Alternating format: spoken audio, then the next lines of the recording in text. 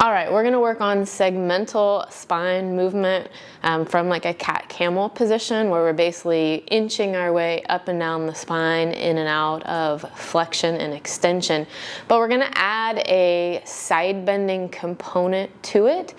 So what that is gonna allow us to do is kind of really lock down one side of the pelvis and spine, as we can really gap and open the other side.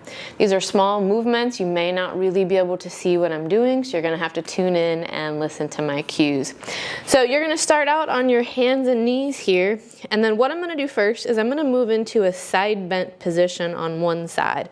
So I'm gonna think about pulling my pelvis up towards my ribs and making that space between my pelvis and ribs as small as possible. You may feel compressed on this side as we lengthen and open the right side. I'm gonna hold this side bent position now as I start working my way into spinal flexion. So the first thing I'm gonna do is tuck my tailbone under me, contracting my lower abdominals, and then I'm gonna start working my way up the spine, rounding out one vertebrae at a time. Chin and head are gonna tuck last. I'm gonna start back at the pelvis again. I'm gonna move into a anterior pelvic tilt. So I'm gonna think about lifting the tailbone. And then I'm gonna start moving one vertebrae at a time into extension, where I try to drop those vertebrae down towards the ground. As I move higher up the spine, I'm gonna think about lifting the chest, lifting the head and neck. Still got this side bent position here. And then I would reverse it again. We'll start at the pelvis.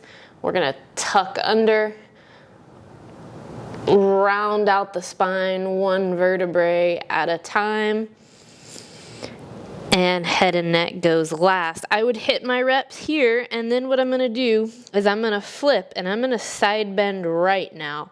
So I'm gonna move my right side of my pelvis up towards my right ribs, closing down the right side, really opening the left side.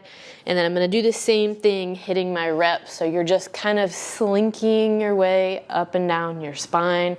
I encourage you, go slow on these.